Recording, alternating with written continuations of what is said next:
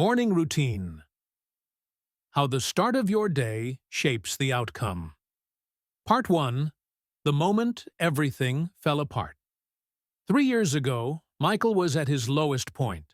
Once a passionate young software engineer full of ideas and dreams, he now felt like a shell of his former self. He was constantly behind on deadlines. He was working late into the night, skipping meals, barely sleeping. His creativity was gone, and with it, his confidence. Most mornings, Michael would wake up already tired. He would hit snooze 3 or 4 times, then check his phone, messages, news, social media, and chaos. 20 minutes gone. He would rush into the shower, grab a piece of toast, skip coffee, and throw himself into his work inbox with no plan. It felt like he was chasing the day, not living it. He didn't feel like himself anymore. He had no motivation. He felt lost. And then, one Monday morning, after missing yet another important meeting and receiving a warning email from his manager, he broke down.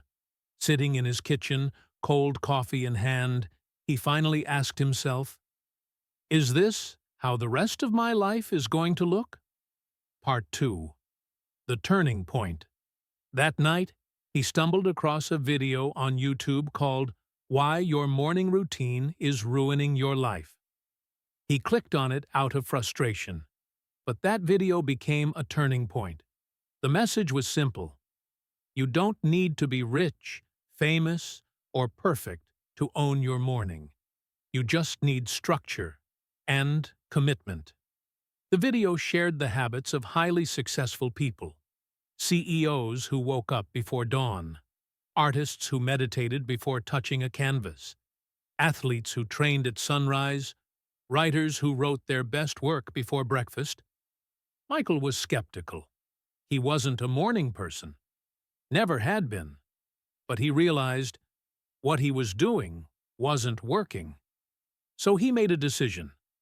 For the next 30 days, he would completely change his mornings. Part 3. The routine that changed everything. Day 1 was brutal. He forced himself to wake up at 6 a.m. His body fought it. His mind said, "Go back to bed." But he resisted. Here's what his routine looked like, and what stayed with him for the next year. Wake up at 6 a.m. No snooze button. He kept the phone across the room so he had to physically get up, drink water, and stretch. 5 minutes of light stretching and hydration to wake his body. 10 minutes of journaling. He wrote what he was grateful for and what his 3 goals for the day were.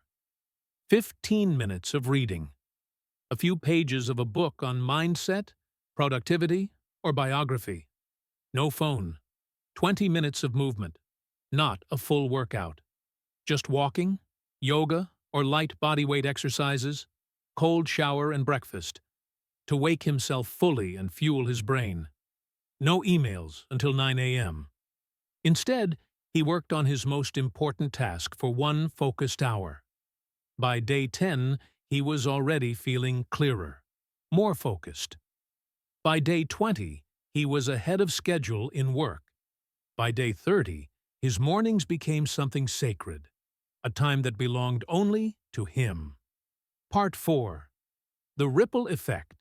6 months later, Michael got promoted. But more importantly, he felt alive again.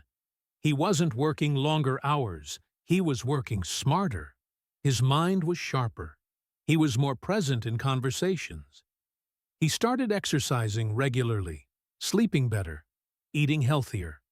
His relationship improved. He had time to think, to breathe, to plan. People asked him, "What's your secret?" And he would always smile and say, "It's not what I do at night. It's what I do in the morning." Part 5. The universal truth.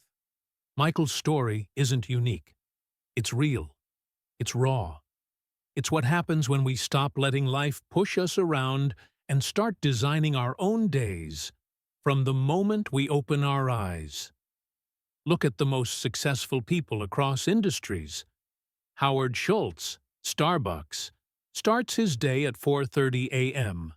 with a workout and inspirational reading. Barack Obama used to begin each day with cardio and weights, even during his presidency. Tony Robbins jumps into a freezing cold plunge and meditates every morning. Marie Forleo starts with journaling and visualization. Jocko Willink, a retired Navy SEAL, gets up at 4:30 and posts a photo of his wristwatch every single day.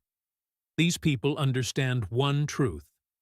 Mornings build momentum, and momentum builds success. You don't need to copy anyone else's routine. You need your own version, one that gives you clarity, power, calm, and direction. Final message. Every day is a new page, and the morning is your first paragraph. Write it with purpose. Write it with power. Because how you do your morning is how you do your life.